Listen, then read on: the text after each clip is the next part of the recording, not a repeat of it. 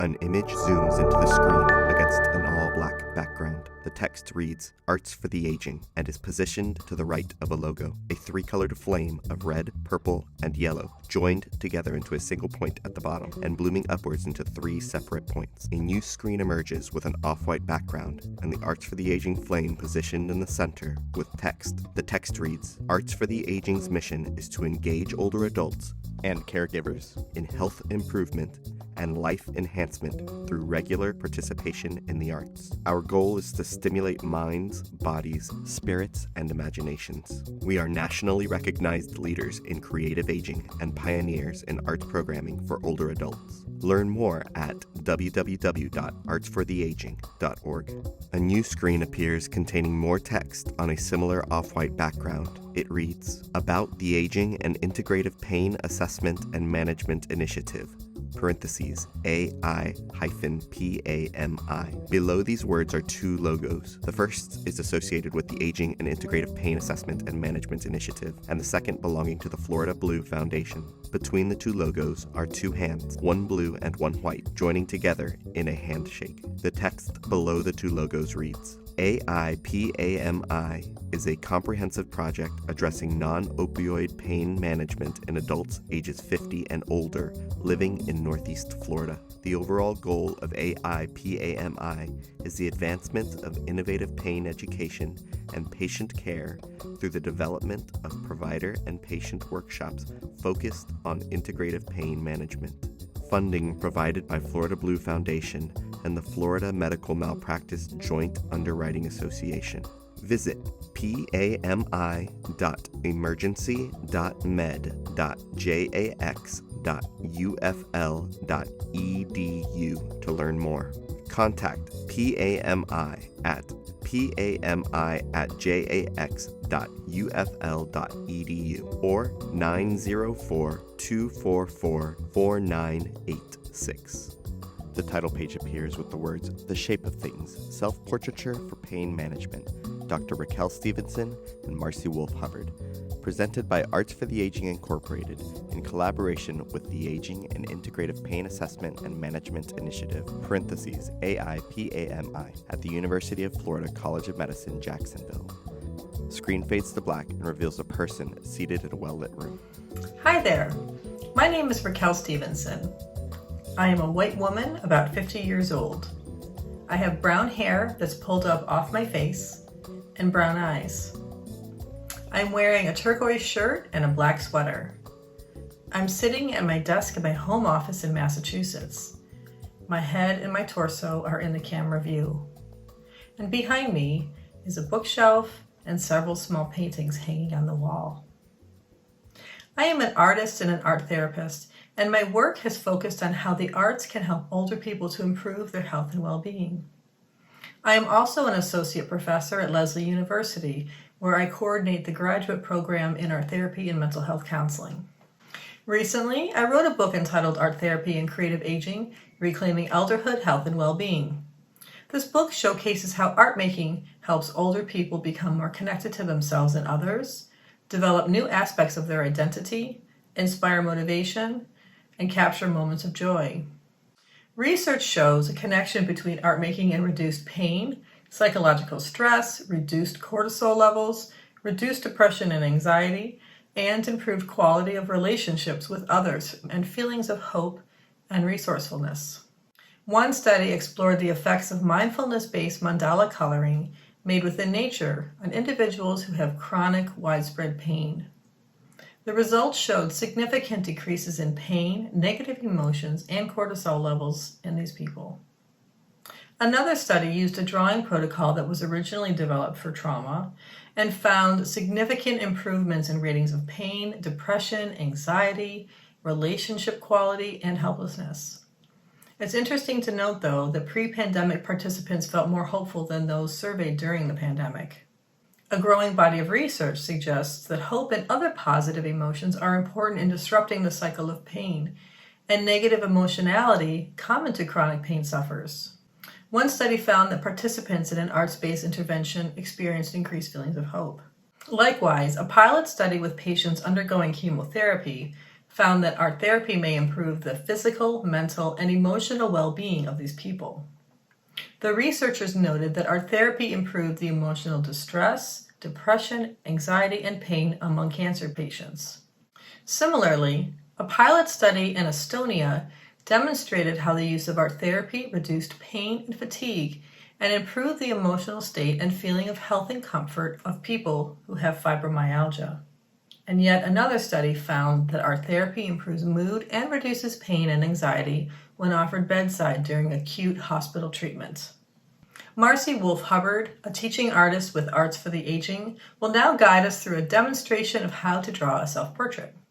While this demonstration is not art therapy, it has therapeutic value. We will describe how this process can alleviate or reduce pain by refocusing attention on the process of deeply looking at a subject and concentrating on translating the details of our face onto a paper canvas using charcoal and pencil. You don't need to be an artist to do this, anyone can. Making art is a form of information gathering and communication, really. It's available to all people, and there's really no experience needed. So let's watch. The scene changes to show Arts for the Aging teaching artist Marcie Wolf-Hubbard seated in her home studio, surrounded by art supplies, paper, microphones, and other recording devices.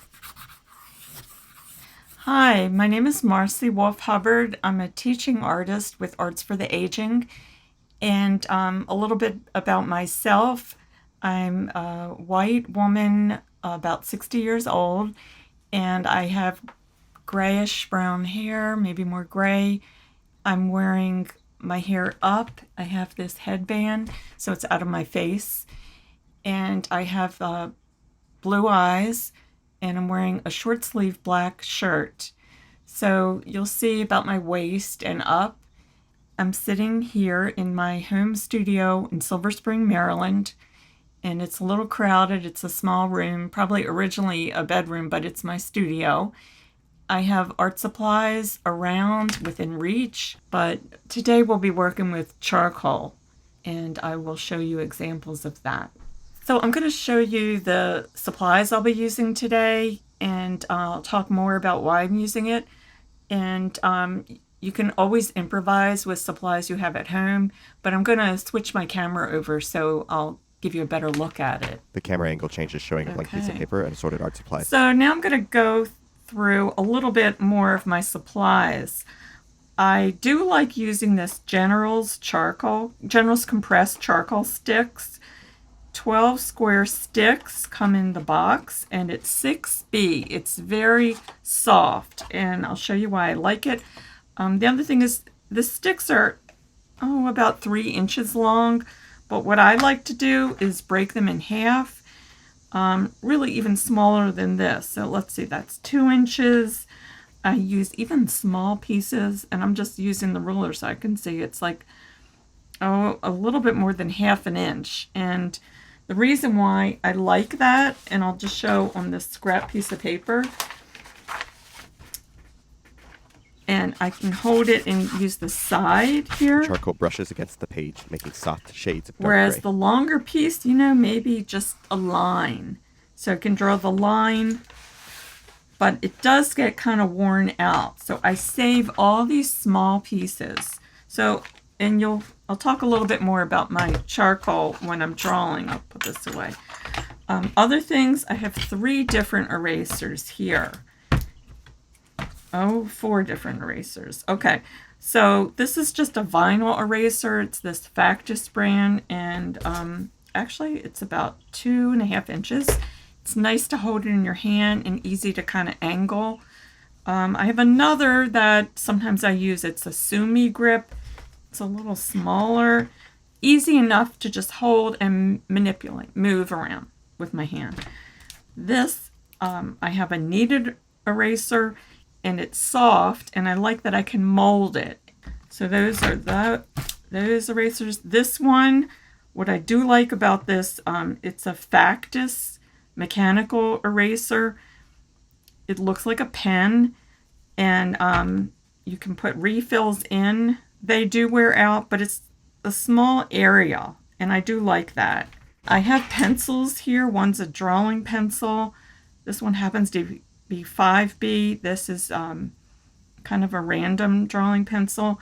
Any pencil, fine. I would say just get started with your drawing.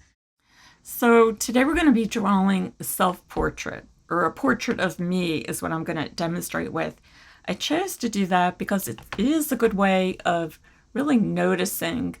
And for me, when I draw, I'm really focused on my subject and what I notice and just kind of like getting in the zone. So it's appreciating your subject, which could be yourself, but really kind of just keeping that focus. And it could be helpful if you're dealing with pain or any issues or emotion, everyday life even, just to start drawing. But it's another way of getting to know yourself even. So I think it'll be fun, and you can do this either look at a photograph of yourself or work from a mirror. A lot of times I work from a mirror, but you'll see the photograph I'm working from. And that way you'll see what I'm noticing. I'll talk about it when I draw. So I'm going to talk a little bit about certain guidelines that could be helpful when you're drawing a portrait. Things like where to start, dividing it up. So we'll go through that. And I have a few tricks too that I'll pass on to you. I'm going to give you a few basics, guidelines on the face and where you might put your features. So I'm using a pencil, and I'm going to come to the top of the page and do something kind of like an egg shape, and that's going to represent your face or the portrait. So I'm starting at the top, and I'm kind of making it rounded like an egg might be, and top to the bottom on the other side, and it's just a loose drawing of kind of looks like a big egg. So if this is the face, I'm going to divide it in half vertical. So I'm going to almost like slicing, coming from the top in the center and coming down the page. It might be a little bit of curve because the face is rounded, kind of like a globe. Then I'm going to come the other dividing, come sort of down to the center and do horizontal across. A little bit of curve. Okay, so I'll kind of check myself with measuring. Marcie uses her pencil as a measuring tool. Looks like I could come longer here. And remember, this is just kind of basic guidelines to get you thinking of placement for features. It's not perfect, it's just to give you some idea. So if this is what I'm saying is I'm coming down to the center line, and I'm going to use that as placement of where the eyes are. So it's halfway down, which on my pages, since it's 9 by 12, I would say it's about almost 6 inches from the top to the center, and then 6 inches below. And I'm going to use my pencil to mark the widths of eyes across, because you should have something like 5 eye lengths across, and this is if you're looking at someone front on. So if I start at the center and make notch, it's about 1 inch showing that. So if that is 1 eye length, I'm going to carry that over to the other side, and that'll be a second. And it looks like I have to kind of compensate and widen it some. Widen my egg-shaped face to get another measurement for the eye. And that will work out. So that's 1, 2, 3. I'm going to flip the page over just to make it easier for my measuring. And so I'm going to go another notch and another notch, which worked out this time. So I'm going to number it just for your reference, 1, 2, 3, 4, 5. And what I was indicating are the placement for your eyes. So I'm just going to rough it in just to give you an idea. With the space in between is your nose. So if eyes are halfway down, and that's key, another halfway down would be the base of the nose. So I'm going to curve around as a guideline from one side, go past the center and around. And then I'm going to put a large circle. Well, maybe it's about an inch on my page. And that's the ball of the nose. And then I've got smaller on either side to represent nostrils. So it's kind of cool that I still know this 50 years after I learned it, because I learned this from my neighborhood art teacher. So anyway, ball of the nose, nostrils, and then what I'm going to do is emphasize, and I'm darkening the bottom of the nostrils and ball of the nose. And you can take an eraser and just erase the rest of it. So that will give you an idea of the nose. You might not see it all, but this is just so you know it.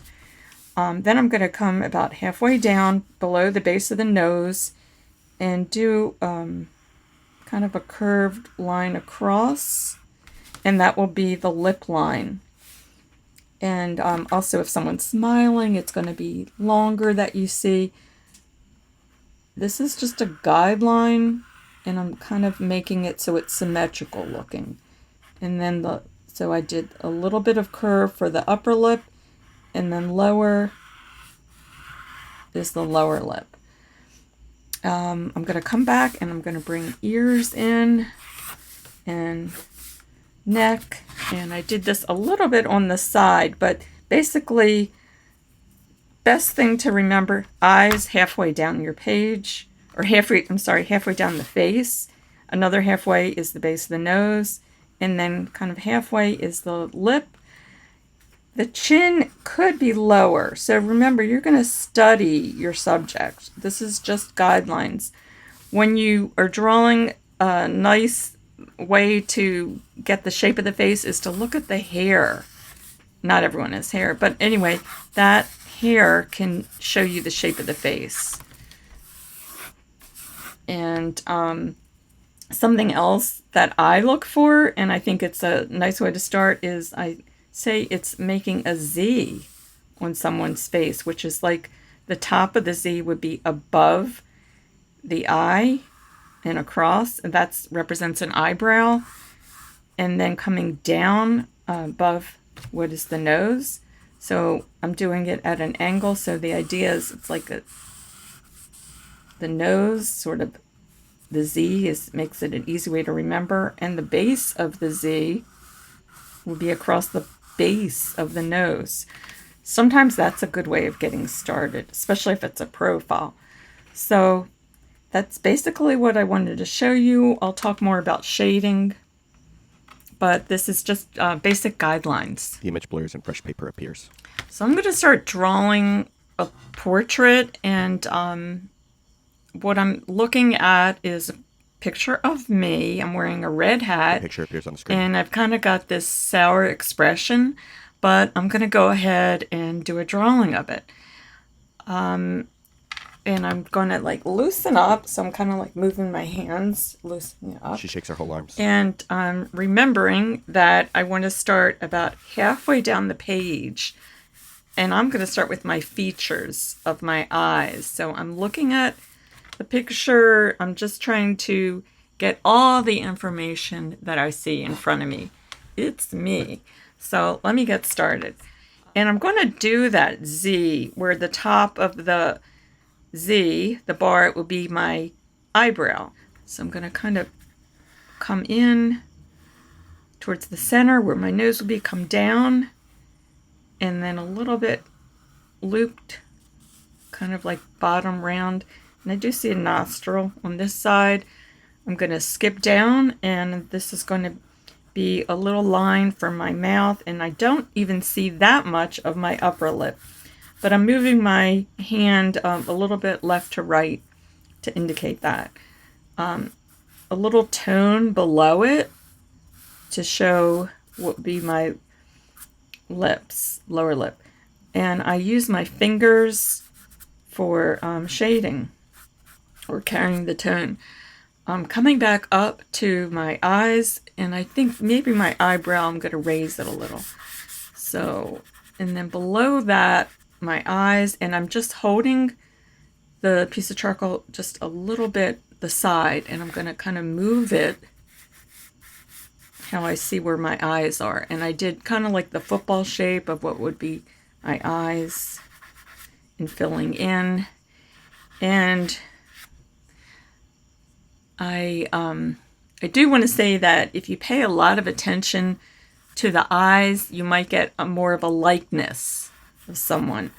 So I'm going to pay attention to shapes, and I could even come in, and now I'm going to do it with line and show like the shape of the eye more, so it may not end up looking like me, but like I say, it's always a challenge. And I look at the space between the iris and just shapes above the eyes, and that's what I'm noticing. So anyway, so I'm going to skip over the nose, and I'm going to start a little shading, and then I'm going to bring out the other eye. And I didn't do guidelines here, but it's just the knowledge that the eye skips over. And here we go. And I just like using charcoal because I can show the range of color or tone. So here's shading above the eye. And then there's my other eyebrow. Maybe not looking like me, but here we go. Down and shading one side of the nose and above the nostril. Coming down, and there's shadow underneath my nose. And this is how I'm showing the shadow. Remember, just the side of the charcoal. Okay, so brings me down to the lips again, and I'm going to give a little space for chin, dark, and then dark below. So I've got some features here. Didn't show anything yet about the shape of my face. Marcie's drawing is sped up as she continues to outline the rest of her face and head. She begins to add hair and smooth the charcoal with her fingers as well as a tissue. So I did mention using your scrap paper. A wide camera angle shows Marcie grabbing a piece of scrap paper and ripping it in half. Here we go. So Close-up view of the portrait. I'm also looking for darks and lights, and it looks very dark on this side. And I'm going to come in and really press down hard and get that idea of very dark here, this side of the face. She darkens the hair on her left side. And still moving my charcoal in that direction of what my hair might look like. And I'm carrying the tone. Smoothing the charcoal with her fingers. And then I'm going to come up the head, forehead, and bring a little bit of hair wisping out. And there is this red hat, so, and I'm just showing maybe parts of it. The video of the drawing speeds up as Marcie continues the portrait. Drawing a self-portrait allows the artist to focus solely on looking at the information in front of them and recording it in the drawing.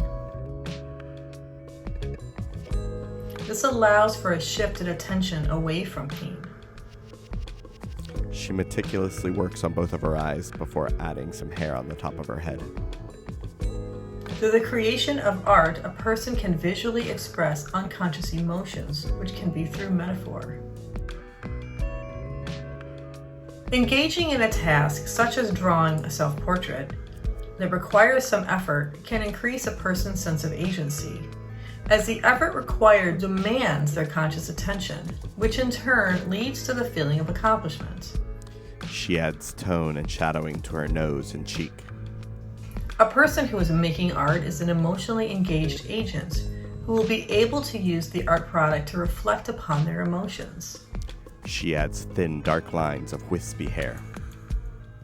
Art making facilitates an increased sense of success and accomplishment and can help a person cope with pain. Careful attention is paid to exaggerating dark tones.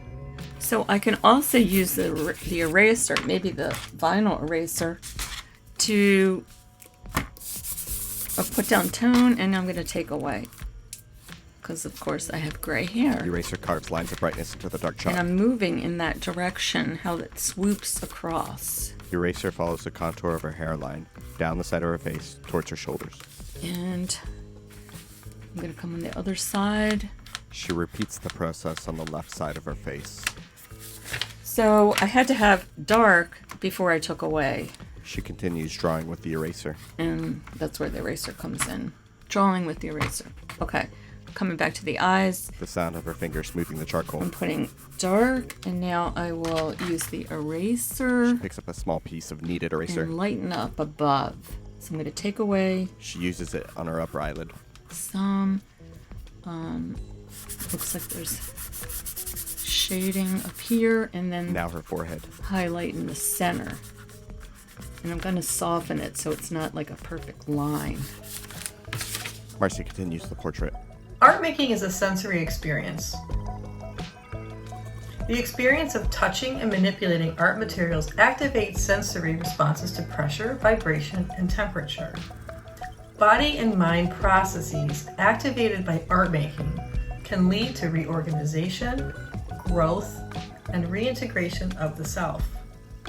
This taps into a person's strengths and restores an embodied sense of self that is not necessarily related to pain, illness, or difficult circumstances. So I'm mainly looking for lights and darks and kind of exaggerating it too. And what I'm talking about here, you can use any time you're drawing any subject, and it's what you notice. And you just get to see the results.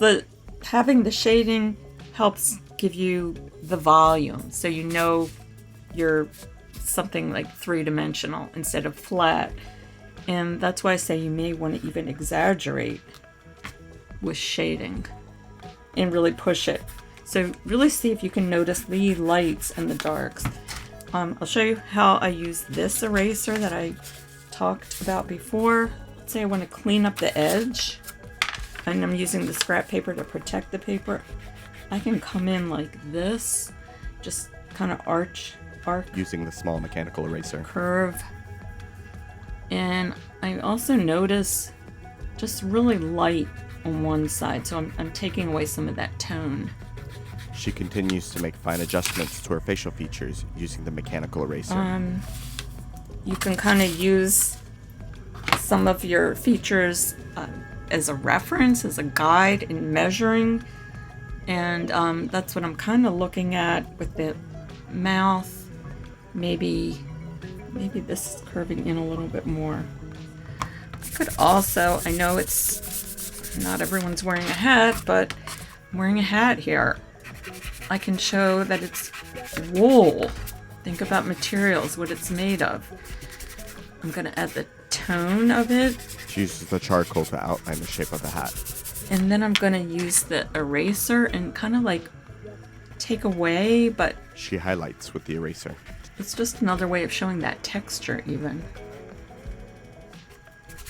Dark, and then take away the edge. So that's how I might build up what the material is. Looks like I have a little less hair here, so I'm going to remove some The hat begins to take shape at the top of her head. to show how the hat is right on top of my head. Marcie's photo zooms into the center of the screen. I just would It fades to reveal the portrait. keep working on it and enjoy. So I hope that you're A wide-angle shot showing Marcie working on her portrait. gonna enjoy your drawing and have fun with it, and get in the zone and see what you come up with. Back to a close-up shot of the drawing. The image fades to black and reveals Marcie looking into the camera. Well, thanks for watching, and I hope that you enjoy drawing. I love it. And remember, trust your eyes, draw what you see, have fun with it, and just keep going. Keep it up. You might like what you see. So you take care. Thank you. The image transitions back to Raquel's home office. I found it soothing to witness the drawing being made, drawn into the process of Marcie deeply focusing on the subject of herself. It seemed as though Marcie was learning new things about herself as she dove deep into the details of her face, details that are not necessarily connected with illness or pain. These details have no story, They are just what you see in the moment.